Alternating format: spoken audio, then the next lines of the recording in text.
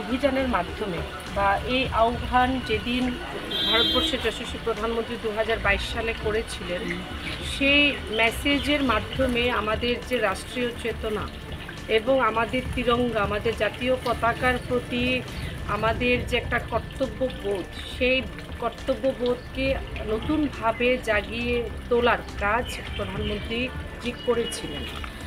এবং এ বছরও আমাদের পার্টি থেকে সর্বভারতীয় যে নির্দেশ এসেছে যে হর ঘর তিরঙ্গা অভিযানকে আমরা যেন এবার আরও একটু এগিয়ে নিয়ে যাই, কারণ অপারেশন সিন্দুরের যে সফলতা এই বছর এই অভিযানকে আরও একটি নতুন মাত্রা দিয়েছে বলে আমরা মনে করি।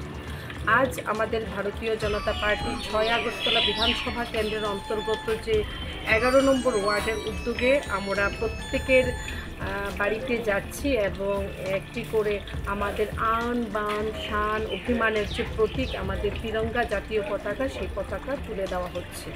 এবং আজ এই অভিযানে এই কর্মসূচিতে বিশেষভাবে উপস্থিত রয়েছেন আমাদের যিনি মেয়রিং কাউন্সিল তথা প্রাক্তন সভাপতি মন্ডল কমিটি, আমাদের প্রত্যেকের খুবই প্রিয়, এবং হীরালাল দেবনাথ মহোদয়। এখানে আমাদের ওয়ার্ড প্রেসিডেন্ট আছেন বিপ্লব দা, এখানে আমাদের অন্যান্য যারা এই ওয়ার্ডের অন্তর্গত সকল সভাপতিগণ আছেন, যুব মোর্চার প্রেসিডেন্ট মাননীয় সঞ্জয় ঘোষ আছেন, আমাদের অন্যান্য বিভিন্ন মোর্চার যারা কার্যকর্তা রয়েছেন, ক্লাব প্রেসিডেন্ট সেক্রেটারি রয়েছেন, এবং প্রত্যেকে মিলে আমরা আজকে এই অভিযানে সামিল হয়েছে। এবং এই অভিযান আগামী 12 তারিখ পর্যন্ত চলবে। এই 6 আগরতলা কেন্দ্রের বিভিন্ন ওয়ার্ডে আমরা যাব এবং তুলে দেব, কারণ এই বছর কিন্তু 13 তারিখে আমরা কিন্তু এই পতাকা উত্তোলন করতে পারবো।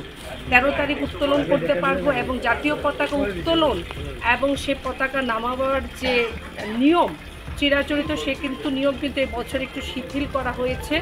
আমরা যে কোনো সময় 13 তারিখ তুলতে পারবো এবং 15 তারিখ সন্ধ্যের আগে, সূর্যাস্তের আগে সে পতাকা আমাদের নামিয়ে দেব।